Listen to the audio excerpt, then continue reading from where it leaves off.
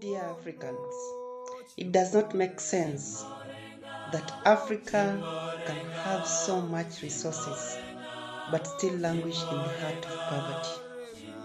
We have institutions that we don't own. We have education that we don't own. We have curriculum that we didn't write. We have international airports, parliaments, roads, SGR that we didn't construct. We have unions, we have associations, organizations, and political parties that don't serve our interest. We have productive local African business, but we do not support them. We use phones, we watch televisions, and drive cars and jets, which we do not manufacture. We have the best universities, but we still send our children to study abroad. We have a unique African language such as Swahili, Shona, Kinyarwanda, Luganda, Yoruba, Hausa, Igbo, Bambara, Zulu, Oromo, name them. But we are made to believe that foreign languages are better than our languages. We have different currencies such as Kenya shillings, Zambian kwacha, Nigerian naira, Lesotho loti, South African rand, Angolan kwanza, Ethiopian birr, Ghana cedi, Botswana pula, name them, which we do not support. And they don't support intra-Africa trade. Why don't we have our Afro as a single currency to support our trade? We have passports that don't give us access to other countries. The colonizers have embassies in our own countries, yet they put sanctions in the same countries. African democracy is at limbo. Inasmuch as our countries claim to be democratic, they are not free at all. Our young men and women have become sycophants of greedy politicians. They are paid as low as $10 to cause pain to their fellow Africans. Our economies are ruled by the West. Our educations are ruled by the West. Our medicine is given by the West. Our diseases are managed by the West. Our populations are managed by the West. Our banks are managed by the West. And our technologies are imposed by the West. They sponsor a government of a country. The same government gets into power. After they are in power, they put the same government into sanctions. What does these colonizers want? You scramble for our oil, you now have it. You scramble for our gold, you now have it. You scramble for our diamond, you now have it. You have scrambled for our arts, and you now have it. You have destroyed our civilization. What else do you need from us? Have we not paid enough price? 200 years down the line, you still struggle to have more in Africa in the name of creating a democratic continent.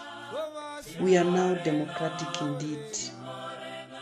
How can we be democratic when our borders have more thorns and unfriendly armed officers? How can we be democratic while we are still foreigners in our own continent? How can we be democratic when we Africans deny our fellow Africans entry to another country in the name of the so-called visa? How can we be democratic when activists and whistleblowers are assassinated in broad daylight? How can we be? Our so-called leaders sit in EAC, ECOWAS, SADC, IGAD, African Union, and even the United Nations discussing democracy. We can only discuss about democracy if we can restore the pride and dignity of Africa. by having a borderless and a united Africa. Our African leaders have imposed so many blocks for us. For instance, for me to trade with a fellow South African or a friend in South Africa, I need a visa. For me to have a business in South Africa, I need to pass through chain of government officials with handouts to approve my permit. For me to marry in DRC Congo, I need to fill a bunch of papers and have them signed. Even newspaper vendors do not go through this suicidal process. African politicians walked into power not to help fellow Africans, but to look after themselves and maintain the system for the colonizers. Dear Africans, who bewitched us? Look around your country. Our roads are in the hands of colonizers. The banks are in the hands of colonizers. Manufacturing industries are in the mouth of colonizers. The pharmaceutical industry are in the mouths of the colonizers. The clothing and textile are in the hands of the colonizers. The medicine are in the hands of the colonizers. The technology are in the hands of the colonizers. Even our own security are in the hands of the colonizers. We are still slaves and pretend to be innocent servants working for the colonial system in our own land. We are innocent servants indeed. Our African leaders are in the business of borrowing loans. They borrow loans which they do not use effectively. They sign contracts and approve budgets which do not favor our people. Look at Israel. A little country with less than 12 million people is now a world-class research hub. Israel is doing better than our continent that has all the resources from gold to oil, from oil to diamond, from diamond to copper, from copper to cocoa, from cocoa to coffee, from coffee to tea, from tea to tin, from tin to good climate, weather, and even good soil. Name them. Dear fellow Africans, we have sacrificed enough for ourselves. We have also sacrificed enough of our leaders. We have also lost great icons who have been fighting for a united Africa. Kwame Nkrumah, the first president of Ghana, went. Patrice Lumumba, the first prime minister of Democratic Republic of Congo, went. Thomas Sankara, former president of Burkina Faso and a revolutionary, went. Steve Biko, anti-apartheid activist, went. Solomon Mulangu, South African freedom fighter, went. Muammar Gaddafi, Libyan revolutionary, went. Modibo Keita, first president of Mali, went. Ahmed Sékou Touré, first president of Guinea, went.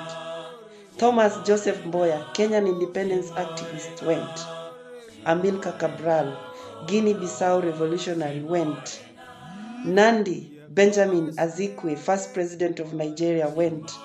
Robert Sobukwe, political descendant, went. Abraham Tiro, South African political activist, went. Henry Sylvester, a Trinidadian lawyer, went. Nelson Mandela, former South African president and anti-apartheid revolutionary, went. Wangari Maathai, Kenyan environmentalist, went. Robert Gabriel Mugabe, former president of Zimbabwe, went. Jerry Rawlings, former president of Ghana, went. And lastly, Dr. John Pombe Joseph Magufuli, the 5th president of the Republic of Tanzania, went. Dear Africans, it is now time to unite. We have lamented enough. We have fought enough. It is time to play your part. I am Amos Onyango from Kenya. Share this message to anyone if you love Africa.